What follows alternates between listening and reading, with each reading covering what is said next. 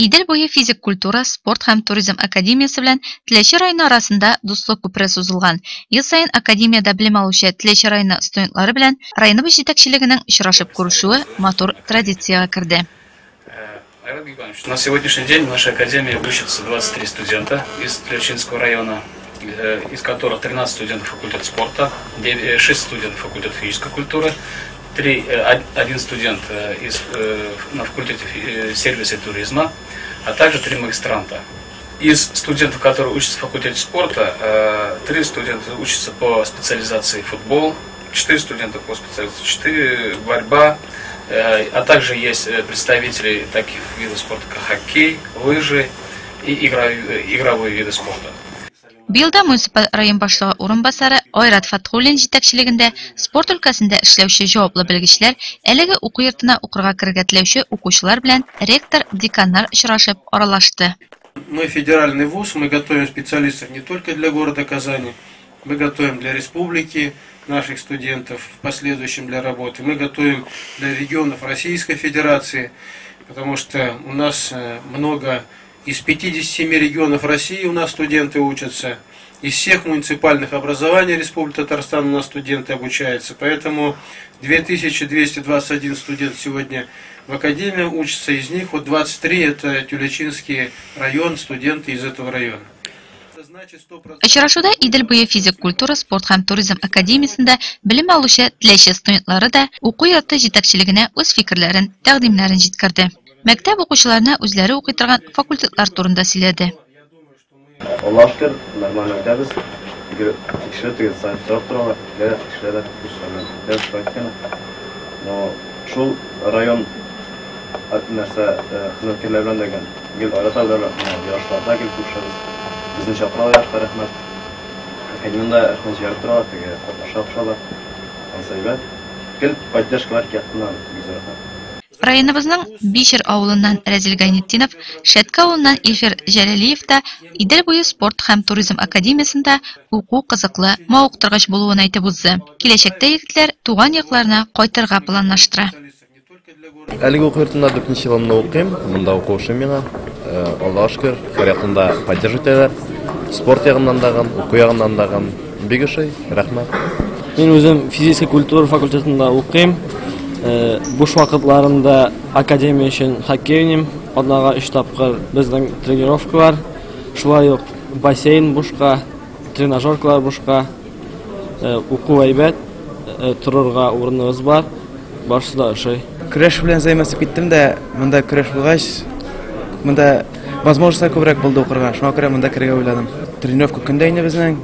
Укудан соң тренировкага өлгерәбез, кичә тренировка йөрибез, район өчен чыгыш ясыйбыз, академия өчен көрәшәбез. Районыбыз җитәкчелеге белән очрашуда катнашкан академиянең ректоры Юсуф Якупов билгеләп үткәнчә, әлеге вузда укучыларның саны быел 1000-нән артып киткән. Алар арасында Татарстан һәм Россия данын яклаучы халыкара аренада танылган спорт сталары да шактый. Бирдә профессиональ яктан үсү өчен дә барлык шартлар тудырылган дип саный ректор. Академиядә укучы теләче студентлары хакында да уңай фикердә ул. Наши отношения формировались с началом работы Академии в городе Казани, потому что среди наших первых сотрудников были ребята, которые родились, выросли, работали в Тюлячинском районе. Поэтому, конечно, мы начинали строить взаимоотношения с муниципальными образованиями, в том числе по первому набору абитуриентов, в том числе студентов с районами. И, конечно, одним из таких районов первых был Тюлячинский район, где мы искали своих будущих студентов. Вот с этого начались наши взаимоотношения. Сегодня у нас обучается 23 студента из Тюлячинского района. В основном это виды спорта, которые развиты именно в районе, базовыми являются для района. И в связи с этим, конечно, ту специальность, которую они получают здесь у нас, именно для работы в сфере физической культуры и спорта, это специальности все востребованы в районе, и мы очень рассчитываем, что по окончании высшего учебного заведения, Поволжской академии спорта, эти ребята потом поедут в район и найдут себе хорошее место работы.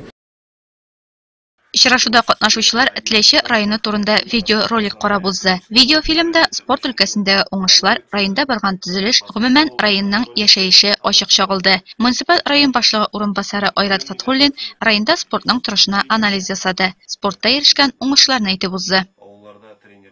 Без инде һәрбер студентны беләбез монда шулай бит. Алар белән тыгыз элемтәдә торабыз. Аларның булган проблемалары безнең өчен проблема шулай бит. Но проблемалар булырга тиеш түгел. Тырышып укырга кирәк. Иң мөһиме егетләр дәрескә йөрергә кирәк.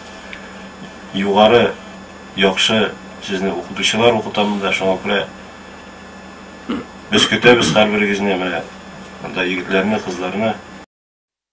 Тиләче укучылары бу көнне уку йорты үткәргән ачык ишекләр көнендә дә катнашты. Кабул итү комиссиясының чыгышын тыңлады. Мәртәбәле уку йортында укучы студентларның җыр биюгә осталыкларын тамаша кылды.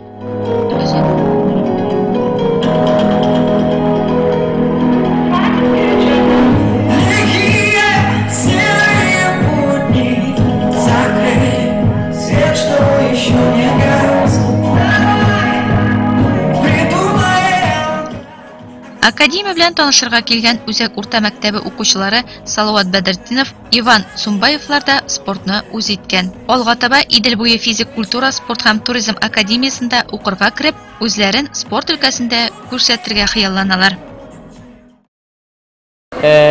Безгә бу очрашу бик ошады. Чөнки мин инде күптәннән шушы академияга керергә йөридем. Шул алдагы тормышта да үземнең тормышымны шушы академия белән кушып җибәрәмен дип, шушында укырмын дип өметләнәм. Инде кичкенә вакыттан ук берле хоккей мине шатып алып, шул спорт белән шөгыльләнәм.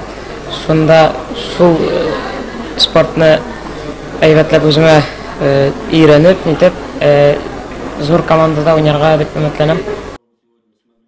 Ачык ишекләр көнендә укучыларга деканнар үз факультетлары турында тулы мәгълүмат бирде. Укучылар үз чиратында үзләрен кызыксындырган сорауларга җавап алды. Илмир Әхмәтҗанова, Илнар Ханипов, Тиләче телевидениесе.